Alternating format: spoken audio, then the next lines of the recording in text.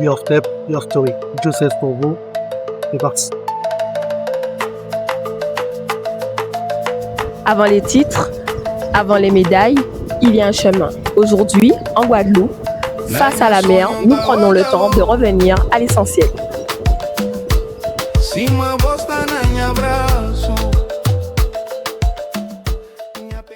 Bienvenue Joe alias Diocèse. Merci d'avoir accepté notre invitation pour cette première Your Step, Your Story. Un honneur pour moi. Hein. C'est quoi d'être là face à la mer en Guadeloupe avec nous? Déjà, il faut savoir que ça fait 4 ans que je suis revenu en Guadeloupe. Donc, c'est mon paysage. Et c'est quelque chose qui me marque toujours. Donc, quand on est là-bas, avant, j'étais sur Paris. Pas de mer, pas de plage. Retour en Guadeloupe, la mer, la plage. Donc, si on peut en profiter, on en profite au max. Donc, c'est toujours un plaisir. Comment tu as découvert la kizomba? La kizomba, partant du début, partant sur la danse en elle-même, depuis tout petit, je danse. Hip-hop, R&B, c'était mon dada. D'accord. J'ai toujours été fan de ce genre de trucs. Usher à l'époque, Léon Marion, c'est mon truc. Et vers les années 2013, ma cousine, Nikita. Coucou Nikita. À l'époque, elle cherchait des danseurs pour de la salsa, bachata et kizomba. Ils avaient une association et elle m'avait intégré dedans. Moi, friand de danse, j'y étais. Et c'est à partir de là où j'ai commencé à développer un petit amour pour la danse de couple. Salsa, bachata, kizomba. Mais en fait, on fonctionnait beaucoup sur des chorés. D'accord. À l'issue, en fait, la salsa, j'ai essayé de prendre des cours hormis l'association. Ça m'a pas plu. La bachata, ça m'a pas plu. Et la kizomba m'a parlé, en fait, par rapport à la musique. Qui ressemblait un peu à ce qui est zouk, ghetto zouk.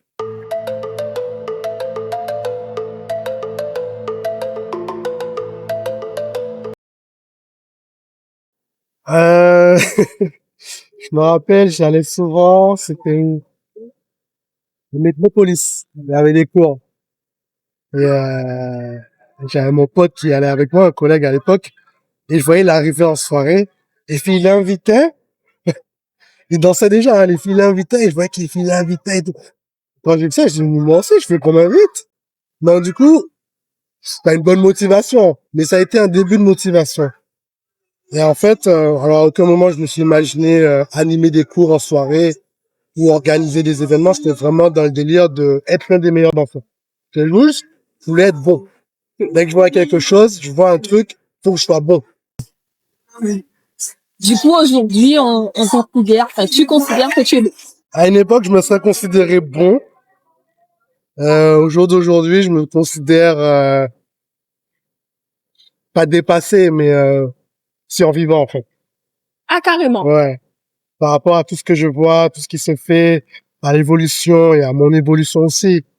Au jour d'aujourd'hui, oui, je suis carrément dépassé. Et je pense qu'un petit retour à Paris me mettrait une belle claque.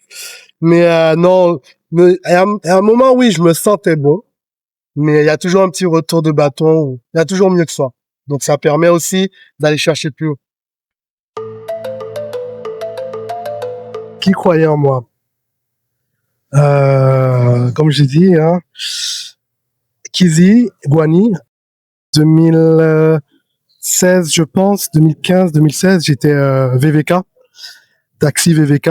Kizi et Gwani m'avaient recruté dans leur équipe. Vivez votre kizomba. Et en fait, c'est Gwani qui me poussait à l'époque pour participer à un concours qui était le début des Olympiades. Et Gwani me poussait à fond et Kizi, elle chuchotait toujours dans mes oreilles que t'es un bon, t'es un bon, t'es un bon.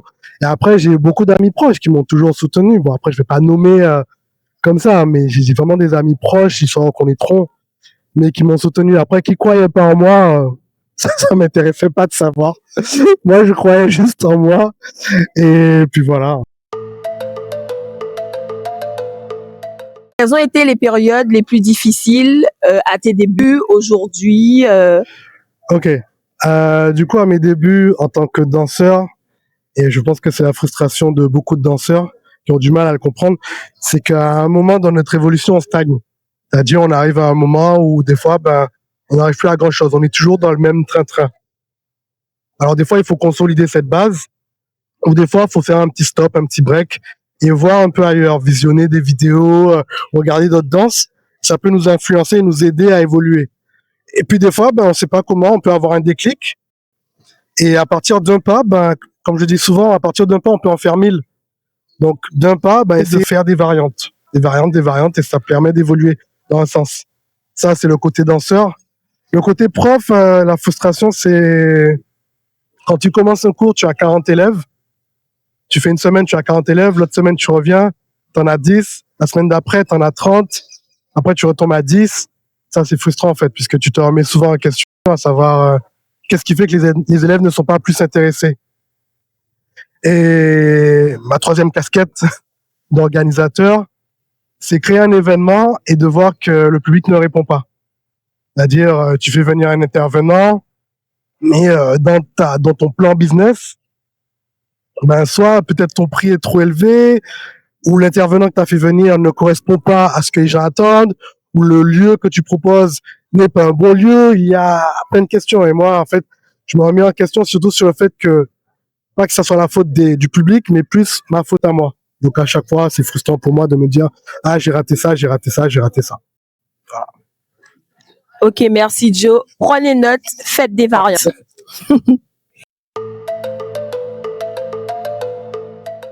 As-tu déjà pensé à arrêter un jour et pourquoi? Alors penser à arrêter, je pense ça trotte dans la tête de pas mal de gens. C'est des fois, il y a la fatigue, il y a la vie de famille. Donc oui, j'ai pensé à arrêter, mais c'est pas possible en fait, puisque voilà, je peux pas arrêter d'aller en soirée.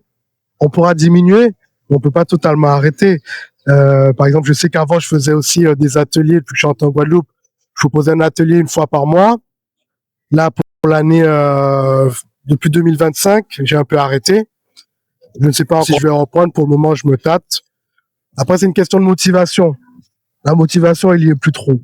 Je suis plus trop motivé. Les événements, j'ai toujours la soirée underground qui se maintient. Qui dit difficulté dit, on va être honnête, critique, jalousie, compréhension. Et face à tout ça, c'est quoi ton secret? Comment tu as vécu ça? C'est évident. Hein? Oui, j'imagine. Non, il faut dire de base, mon caractère, je suis quelqu'un d'assez réservé. Je peux être sanguin, mais faut vraiment faut pousser. Moi, je peux être très timide aussi. Mon plus gros défi, ça a été lorsque j'ai commencé à faire des démos filmées, me dire que il faut que je poste mes démos. Alors, ma force, ça a été quand il y avait de l'engouement autour de mes démos. Mais il faut savoir que ça n'a pas toujours été. Bien sûr, on va pas revenir sur Kizomba et Urban Kids. Moi, je suis plus dans le style Urban Kids. Et moi, je peux te dire que j'ai des démos. J'ai eu des commentaires. Ça fait mal. Genre, c'est quoi cette merde? Qu'est-ce qu'il fout? Pourquoi il bouge comme ça? Critique, jalousie. On va dire que tout ça, ça fait partie du jeu. J'ai appris, parce que de base, j'ai un caractère très réservé, timide et tout, mais j'ai appris à m'en faire une force. Après, je me mets toujours dans la tête que voilà, c'est une minorité.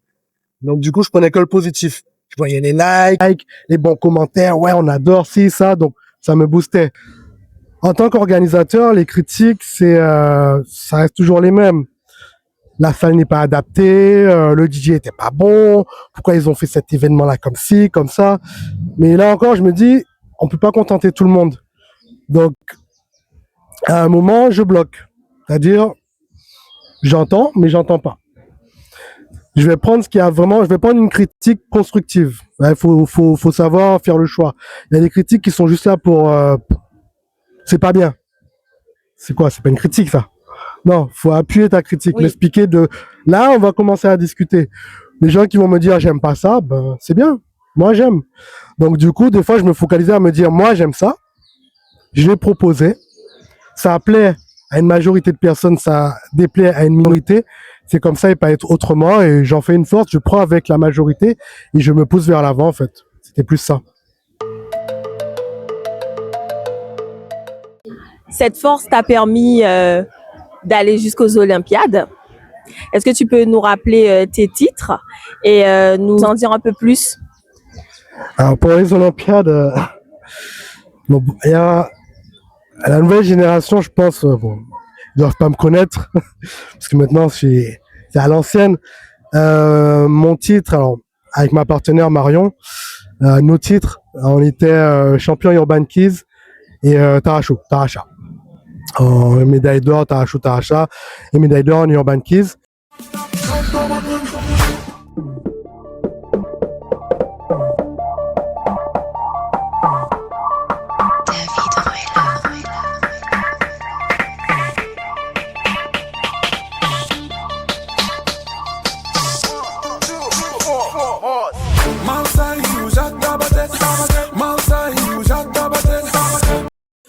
Mais faut savoir qu'avant la toute première année des Olympiades, je m'étais présenté.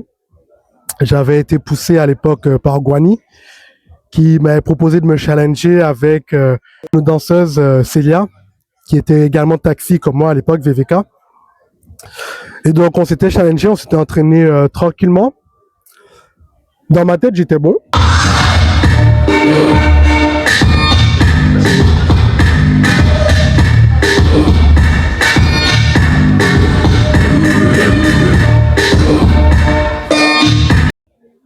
Très bon même. Mais le plus dur, c'est quand tu arrives et que tu vois, tu arrives le jour du concours, 40 danseurs, tu vois qu'il n'y a que des grosses têtes. Tu te dis, ah ouais, quand même, ça va être chaud. On présente le jury. Déjà, il y a une partie du jury que tu connais pas trop, c'est des anciens. Et puis le concours commence, donc je m'étais présenté à toutes les catégories. Hein, c'était le même principe que les Olympiades actuellement. Urban, Semba, c'était Taracha, Kisamba, Sensual, je crois, ouais. J'avais fait toutes les catégories, j'étais passé dans les demi. Et après, j'ai pris que des vieilles notes. Mais que des vieilles notes. Et là, ça te permet de te remettre en question. Tu te dis, t'es bon, mais quand tu te fais juger, t'es pas bon. Donc du coup, en fait, ça m'a aidé. En fait, je me suis pas focalisé dessus. Je me suis plus dit, au contraire, ça va m'aider à me booster. Et je me suis dit, c'était en 2016. Voilà, c'est ça. C'était en 2016. La première année des Olympiades. C'était en 2016. J'avais pris une belle claque cette année-là quand même. Là, les notes elles étaient compliquées. Hein. Je crois que c'était sur 10, je crois, et je tournais à 2, 3 facilement. Et pour quelqu'un qui se sent bon, tu rentres chez toi, tu te remets vite en question. Donc après, je me suis remotivé. L'année d'après, 2017, j'ai dit je reparticipe. J'avais trouvé une partenaire. Et peut-être 3-4 mois avant l'événement, ça s'est pas fait. Elle a préféré participer avec quelqu'un d'autre et donc on s'est entendu comme ça. Donc j'ai pas pu participer. Et pourtant là, je me sentais prêt. Hein. On avait travaillé et tout. Et 2018, c'était l'année où je rencontre Marion. Je me rappelle, j'avais vu des modèles sur une vidéo et j'ai dit, faut que je danse avec toi. Et on s'était donné rendez-vous dans une soirée. On avait dansé ensemble. Et tout de suite, ça avait matché. On s'était bien entendu et tout. Et je lui ai dit, écoute, moi, c'est simple. 2018, je veux faire les Olympiades. Il m'a dit, vas-y, je te suis. Donc, on s'est entraîné. Et ça a donné que, voilà, en 2018, catégorie Urban Keys et Taracho, on a remporté ces 2 catégories. Mais on était inscrits quand même dans toutes les catégories. Hein. Donc, les autres catégories, on s'est fait éliminer. On a pris des sales notes. Et c'est comme ça. C'est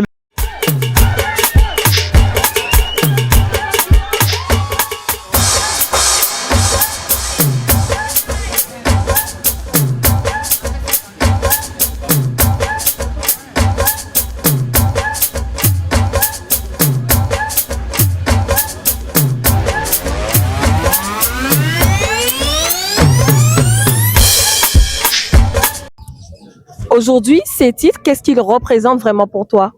en fait, juste après le concours, On avait déjà créé notre page. Guani qui dit, il m'épaulait beaucoup, ouais, fais ci comme ça, crée ta page, nanana. Guani, il est très, c'est un manager. Et je me rappelle, une fois que le concours était terminé, nos téléphones, ils n'ont pas arrêté de vibrer. C'était des gens qui commençaient à liker notre page. Et ça n'arrêtait plus. Et après, ben, le lendemain, ça a été juste le lendemain, hein, je crois qu'on a eu au moins 5 ou 6 bookings, des profs, des orgas de partout qui nous contactaient, connaître nos tarifs, comment ça se passe pour venir, nos billets. Alors nous, on n'était pas prêts à ça. Parce qu'avant, juste avant, on faisait cours, mais c'était vraiment occasionnellement. Là où on nous invitait, mais c'était vraiment à petite échelle. Et là, c'était vraiment le tremplin. C'était vraiment, à l'époque, en tout cas, je sais pas cette année, je sais pas au jour d'aujourd'hui qu'est-ce que ça vaut de remporter les Olympiades, mais à l'époque, c'était vraiment un tremplin quand tu es prof, quand tu donnes cours. C'était le tremplin et après, ça a été, voilà, on est parti partout, en Russie, Afrique du Sud, Hollande, voilà, on a bien voyagé. C'était le tremplin. Merci pour ce bon résumé sur les titres, les compétitions.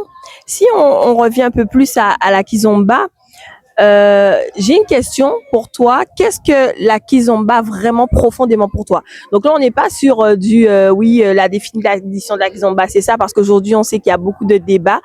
Je veux vraiment que tu me dises ce que pour toi est la Kizomba.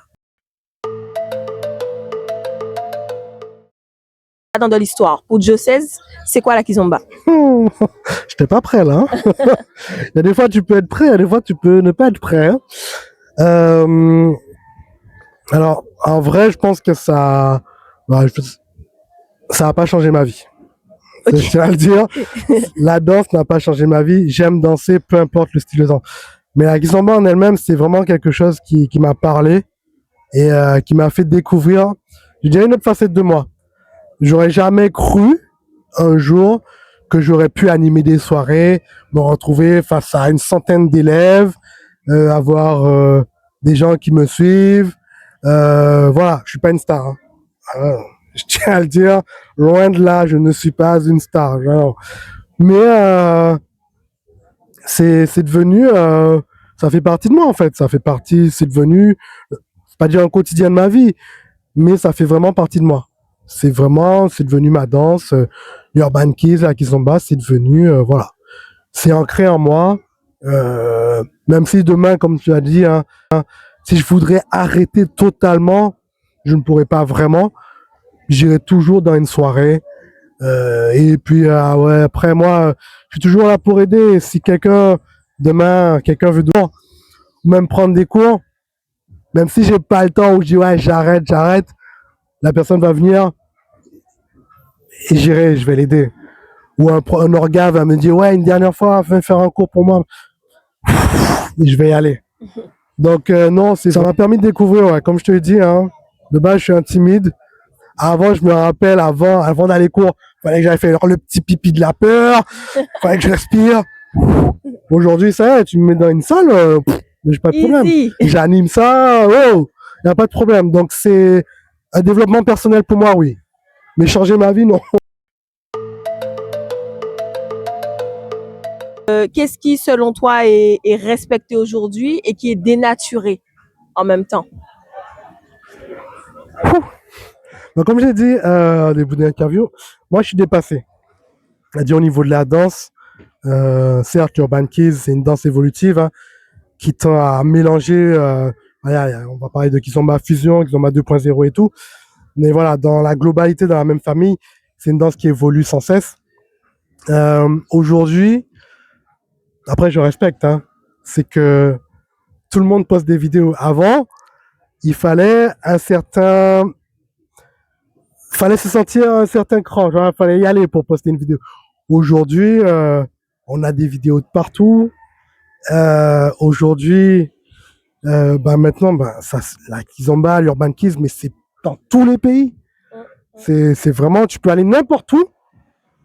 Tu vas taper là où tu es, tu te pas à Kizomba, Urban, tu vas trouver un cours, tu vas trouver une soirée, c'est sûr. C'est sûr et certain. Alors, si tu trouves pas, c'est que tu as mal cherché. Mais pour moi, je vois que c'est une évolution. C'est une évolution. Et après, le respect reste le même, hein. Je vais pas rentrer dans tout ça. Respect des anciens, pas d'anciens, non. Je trouve que moi, là maintenant, je suis en Guadeloupe. De ce que je vois, il y a un respect. Tout se respecte. Et j'ai pas grand chose à dire à ce Mais sujet. en parlant de respect, est-ce qu'on danse encore avec le cœur? Ah. Alors, si je prends, je vais rester dans mon milieu, d'ailleurs dans la Guadeloupe, pour les Antilles. Moi, je sais que quand j'ai commencé, comme je t'ai dit, mon but c'était vraiment d'être l'un des meilleurs. J'avais mes potes qui dansaient un peu, moi il fallait que je sois meilleur qu'eux. C'est comme ça. Je sais pas pourquoi. Mon esprit de compétition, mais cet esprit-là, on était nombreux à l'avoir. Nous, quand on allait en soirée, c'était pour performer. C'était pas pour aller parler dans les oreilles de la petite ou quoi que ce soit. Ça venait après. Et si tu avais le petit message, oh là là, j'ai kiffé notre session, ouais, ok. Mais quand j'y allais, c'était vraiment en mode, ouais, faut que je montre aux gars, oh, il y a un tel qui est là, il y a un tel qui est là. Oh putain, il a fait des steps lourds, il faut que j'en vois plus lourd encore. C'était ça. C'est vrai qu'ici, je trouve qu'on reste très dans le petit cocon tranquille, le petit danseur tranquille. Donc, ils cherchent pas, pour moi, hein, c'est mon avis, les danseurs ici, même, je parlais même au niveau des danseuses, mais ça va de soi, c'est que les gens ne cherchent plus trop à évoluer.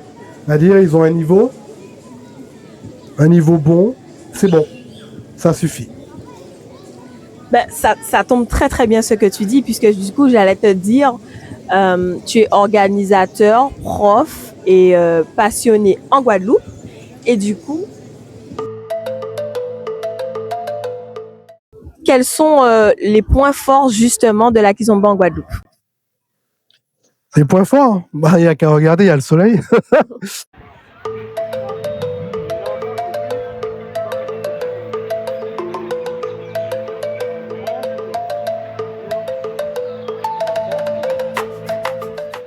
Non, les points forts, c'est que il y a une belle mentalité quand même.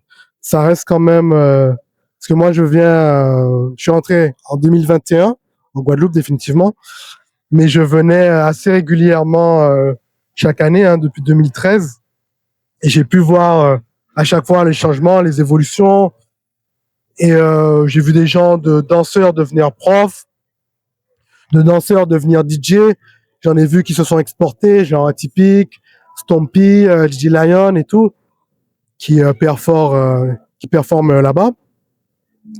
Et non, pour moi, il y a un beau potentiel ici.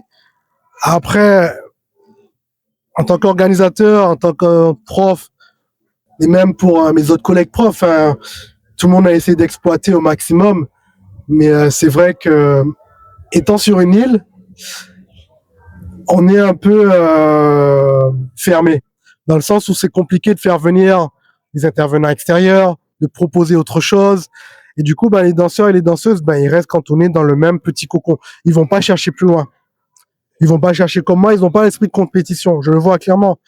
Moi, je sais que quand j'allais en soirée, si j'allais m'asseoir, c'était pour regarder l'un des meilleurs danser. Là, je vois, il y en a certains, ils sont assis, mais ils discutent. Ils regardent pas qu'est-ce qui se passe sur la piste, comment ils dansent, quoi. Non, en fait, après, ils vont danser, ils font leur petit truc, et puis ils sont contents.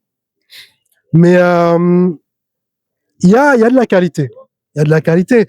Si on regarde bien tu pars à Paris, une très bonne partie des très bons profs, mais je vais pas parler profs, des très bons danseurs, que ce soit en Urban Kids, surtout en Urban Kids, t'en as beaucoup, c'est des Antillais.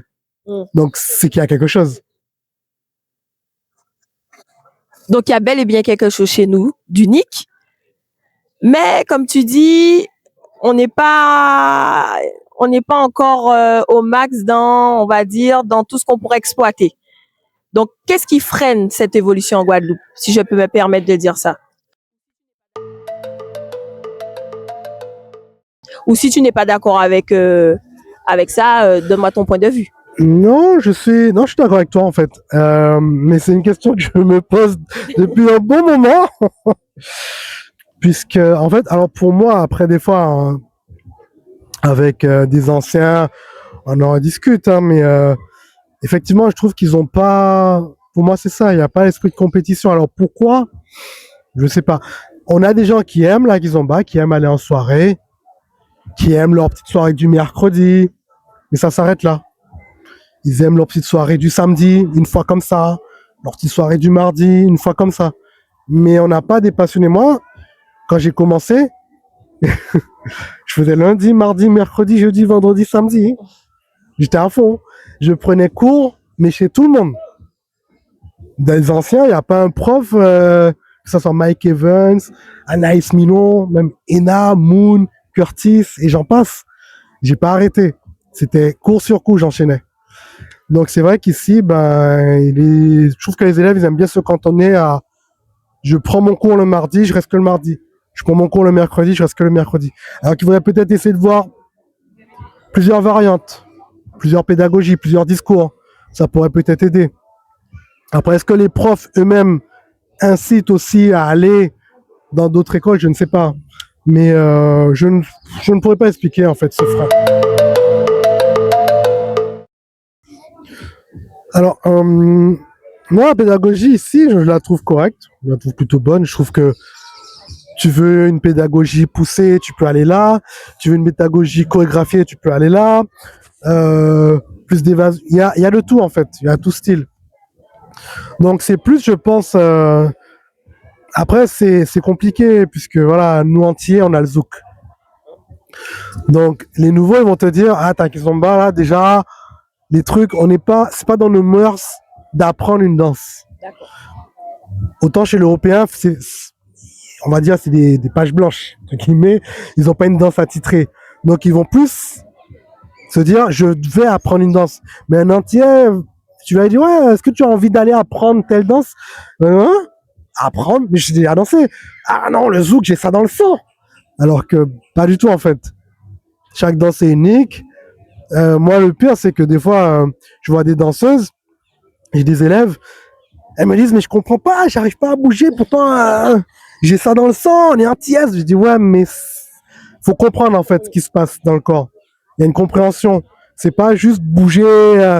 Certes, t'as peut-être la musicalité, tu auras l'oreille musicale, tu vas bouger avec le rythme. Ça, tu peux l'avoir en tant qu'antillais. C'est dommage de ne pas l'avoir, parce qu'on écoute beaucoup de musique. Mais le mécanisme du corps, bouger comme il se doit, ça, il faut l'apprendre. Il faut le comprendre aussi. Donc, c'est peut-être un des freins, je pense, à mon avis. Après, franchement, j'ai beau chercher jusqu'au jour d'aujourd'hui, je suis comme toi, hein, je sais pas.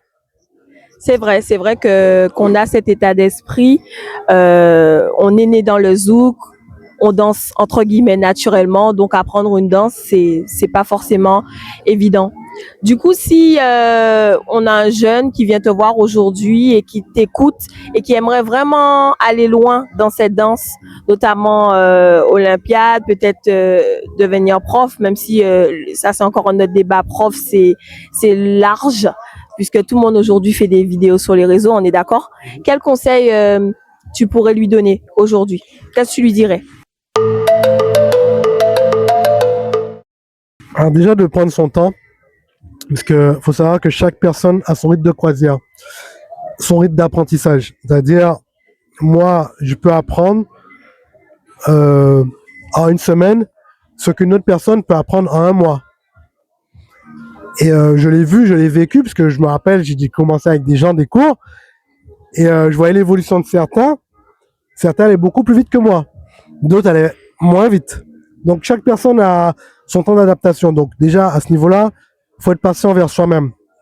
Ensuite, si c'est pour reproduire ce que moi j'ai fait, et ce que moi j'ai trouvé plutôt sympa, c'est d'aller voir un peu ce que chaque prof propose. Et de commencer à réfléchir, ici je veux prendre des bases solides, ici je veux prendre du step, ici je veux prendre la pédagogie. Et se faire un petit planning en fait. Et après pratiquer, hein. Pratiquer, ne pas hésiter, même à la maison, inviter X danseuses en toute bienveillance bien sûr, je tiens à le préciser, en toute bienveillance, à s'entraîner en fait. Performer, s'entraîner, et puis à ne pas lâcher. Ne pas lâcher, parce que ce que quelqu'un a réussi en 1 an, peut-être que toi, il va te falloir 2, 3 ans pour réussir à être à ce niveau-là, mais c'est pas grave. La finalité, c'est qu'il faut continuer. Donc voilà. Fin de cette interview. Bon, on aura une petite surprise pour toi après un petit quiz en mode one shot. Mais avant, j'ai une question vraiment, moi, personnelle.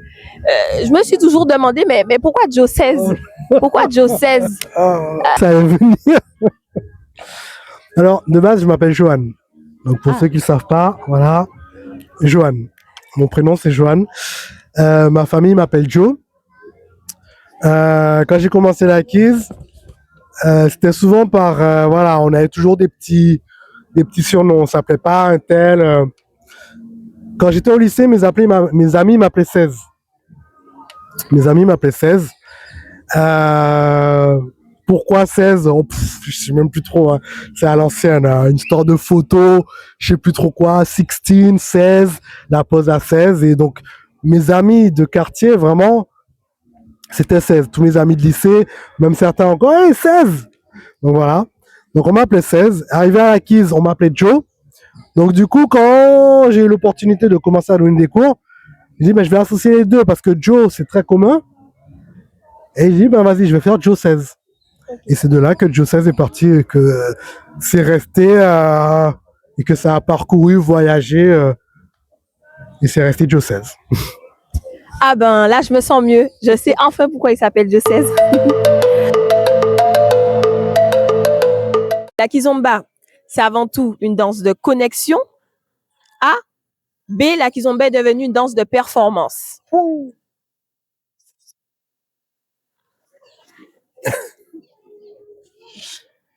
Je dirais une danse de connexion. Ah. Il y a trop d'ego dans la kizomba aujourd'hui. A. B. Il n'y a pas assez de reconnaissance du travail réel. Réponse B. A. La Guadeloupe est en retard sur la kizomba. B. La Guadeloupe a juste une autre manière de vivre la danse. En toute sincérité. La Guadeloupe est en retard sur la kizomba.